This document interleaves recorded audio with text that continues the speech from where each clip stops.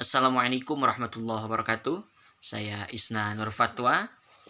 Pada kesempatan hari ini saya akan menjelaskan tentang kesalahan-kesalahan orang-orang ketika berkomunikasi baik dengan keluarga ataupun dengan tetangga ataupun dengan sahabat sanak saudara di hari raya Idul Fitri yang menyebabkan komunikasi tersebut membuat orang sakit hati. Bahkan banyak yang sakit hati karena kesalahan dalam berkomunikasi. Kebetulan basic saya adalah S1 komunikasi dan penyiaran Islam. Jadi sedikit banyak saya tahu tentang etika atau akhlak atau adab dalam berkomunikasi.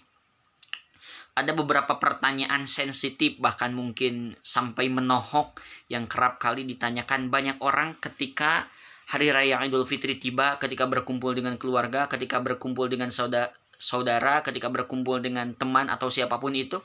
Dan mungkin tujuannya baik, tujuannya untuk mengakrabkan diri, tujuannya untuk mencairkan suasana, tetapi karena kesalahan komunikasi, baik karena tidak beradab atau tidak beretika atau kurang cerdas dalam berkomunikasi, yang timbul adalah justru malah kita menyakiti orang lain. Apa saja pertanyaan tersebut? Yang pertama, pertanyaan kapan menikah.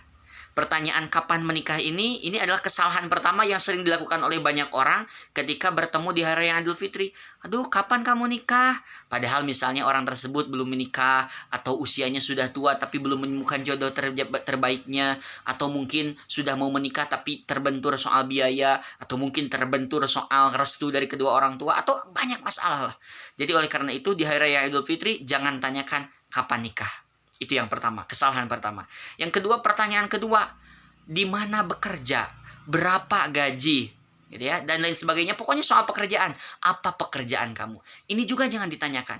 Karena apa? Karena bisa jadi orang yang kita tanya itu mungkin sedang pengangguran, atau mungkin ditanya di mana bekerja, tempat bekerjanya kurang bergengsi, atau ketika ditanya gaji mungkin gajinya tidak seberapa, atau masih magang misalnya, dan itu akan bisa membuat orang tersakiti, psikologisnya akan terganggu akibat pertanyaan kita.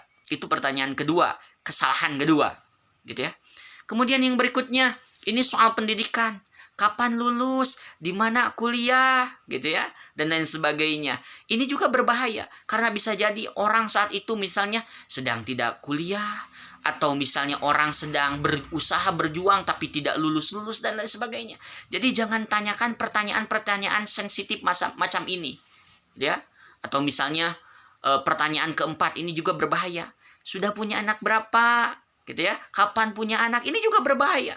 Karena apa? Karena misalnya kebetulan orang yang kita tanya itu adalah orang yang mandul contohnya, atau orang yang belum dikaruniai oleh Allah Subhanahu wa taala, seperti itu. Ini juga berbahaya.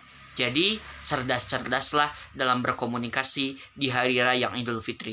Jangan sampai perkataan kita justru malah menyakiti perasaan orang lain. Lalu apa yang harus kita lakukan ketika di hari raya Idul Fitri itu dalam rangka berkomunikasi dengan sanak saudara atau keluarga atau siapapun itu?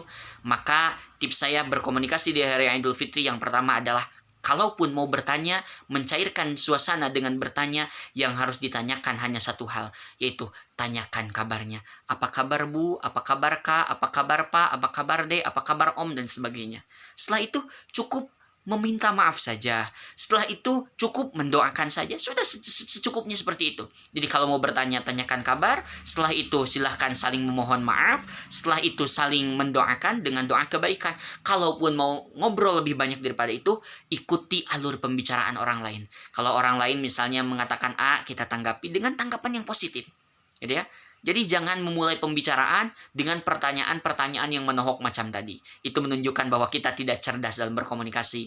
Yang tadinya tujuan kita baik, ingin mencairkan suasana, tetapi malah akan menyakiti hati orang lain. Dan itu bisa berpengaruh pada psikologis orang lain.